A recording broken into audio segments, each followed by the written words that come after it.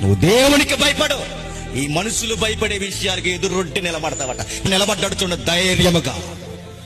అది ప్రథమ సింహమైనా ఆడసింహమైనా దాని పేరు ఎన్ని రకాలు పెట్టుకొని నేను శివంగి అన్నా అంటాడట. దాని వైపు చూసి ఏం చేయగలరు మీరు అని.